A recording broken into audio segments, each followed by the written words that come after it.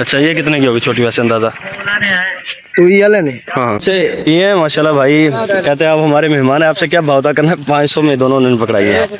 बहुत शुक्रिया भाईजान। रास्ता दिखा रहे हैं ना, हमने इसे बाइक कहा था, पता नहीं इसने समझ लिया कहीं गधा गाड़ी पे हम जा रहे हैं।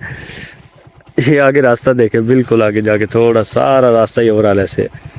भाई कह रहे हैं जो चीज़ चल पड़े वो वापसी आती है। यही सूरत हाल हमारे साथ थी, जब दरिया में आ गया वापसी कहाँ जा सकते थे।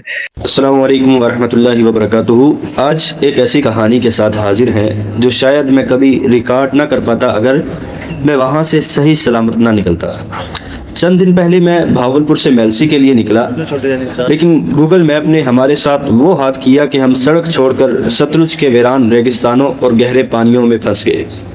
शुरुआत में सब बहुत अच्छा था, मौसम बेहतरीन था और हम गूगल मैप की हिदायत पर अमल कर रहे थे। वालेकुम रहमतुल्लाहि वबरकातुहू। अच्छा जी, आज का फिर अगला व्लॉग भी बजरिया map, Google map, Bahawalpur to Mailsi. अब यहाँ से दो रास्ते थे भावलपुर से मेलसी जाने के। एक तो था लोधरा से होकर के करोड़ पक्का जाते और दूसरा था यानी लाल सवारा से खैरपुर, खैरपुर से मेलसी। हमने वो दोनों रास्ते चुने। हमने मैप से गुजारिश की कि हमें, हमारे पास बाइक है तो बीच वाला रास्ता दिखाओ। अब बीच वाला रास्ता कुछ ऐसा नज़र आया है।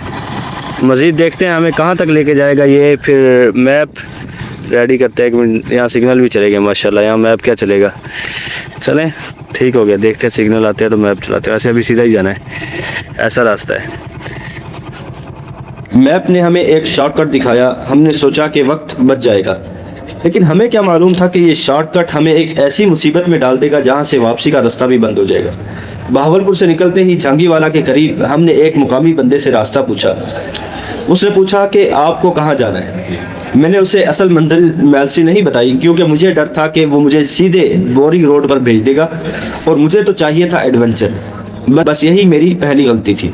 जैसे जैसे आगे बढ़े रास्ता गायब होता चला गया। कभी फसलें आईं तो कभी गहरी रेत। बेगम साहबा कहने लगी कि मुझे तो लगता है कि गूगल मैप ने हमें बाइक के लिए नहीं, गधा गाड़ी के लिए रास्ता बताया है। वहाँ हमें एक खातून मिली। हमने उनसे पूछा कि हमने मेलसी की तरफ जाना है, तो उन्होंने कहा कि हाँ पुत्र, यहाँ से सीधे चले जाओ, आगे हासिल वाला रोड आएगा, उससे आप करोड़ पक्के से मेलसी। उनके कहने पर हम चल तो पड़े, लेकिन आगे रोड नहीं था, मौत का कुआं यानी सतलुज दरिया का वसी और इस पार्ट हमारा इंतज़ार कर रहा था। रेत इतनी ज़्यादा थी कि बाइक के टायर अंदर धंसने लगे। अस्सलामु अलैकुम गाइस। ये बाइक ऐसे फंसी हुई है, खड़ी है, मैंने स्टैंड नहीं लगाई, ठीक है। और ये कुछ ऐसा इलाका है दरिया का। अब हमें समझ नहीं आ रही हमने निकलना किधर है, और नेटवर्क भी चला गया और सिग्नल भी नहीं आ रहे, तो नजर आए सर बंद कर। दूर दूर तक कोई इंसान नहीं था। हम बाइक को घसीट रहे थे, पसीने में शरबूर थे और दिमाग काम करना छोड़ गया था कि अब करें तो क्या करें। ऐसी हालत में भी बेगम साहिबा को भी अपने से ज़्यादा इस बात की टेंशन थी कि ये जो कश्ती खड़ी है, इसको इस रेत में से निकाल कर पानी में कैसे लेकर जाएंगे। अब यही सूरत हाल थी कि आगे कुआं, पीछे खाई।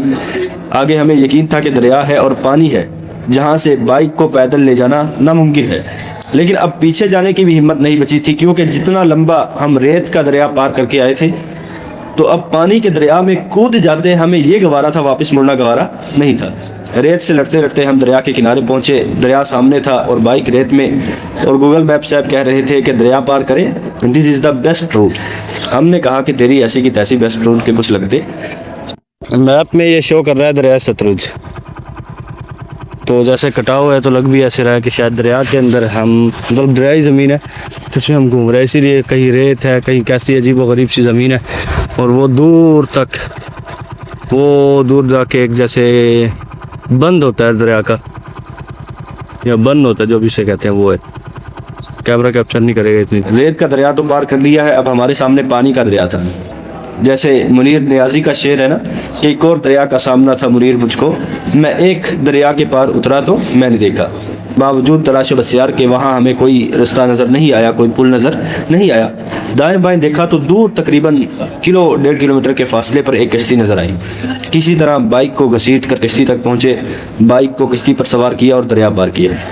बेगम साहबा से पूछा कि बताएं कैसे कैसे एंजॉय हो रहा है। एक ही सफ़र में रेत, पानी, जंगल, सड़क सब एंजॉय किया या नहीं? दरिया पार करते ही हमें अपनी बाईं जानिब चंद मछुआरे नज़र आए, तो सोचा जाकर के देखते हैं कि मछलियाँ कैसे पकड़ी जाती हैं, थोड़ा सा इस मंज़र को भी हम यादगार बना लेते हैं। उनके पास गए तो वो हमारे जाने तक जाल लपेट चुके थे और जाने की तैयारी कर रहे थे। सोचा शिकार न सही, उनसे दरियाई मछली खरीद ही लेते हैं। भी बड़ी होती है ना। बहुत छोटी है। अच्छा जी। छोटी है। तेल आने वाले निकल भी या निकलवा तेरी छोटी। अच्छा, ये कितने की होगी छोटी वैसे अंदाजा? तू ये लेने। हाँ। उनसे मछली खरीदी तो उन्होंने पैसे लेने से ही इनकार कर दिया। कहने लगे तुसा साढ़े मेहमान हो, जैसा मेहमाना को पैसे का नहीं गिनते। तो लिए माशाल्लाह भाई, कहते हैं आप हमारे मेहमान हैं, आपसे क्या भावता करना है। 500 में दोनों ने पकड़ाई है।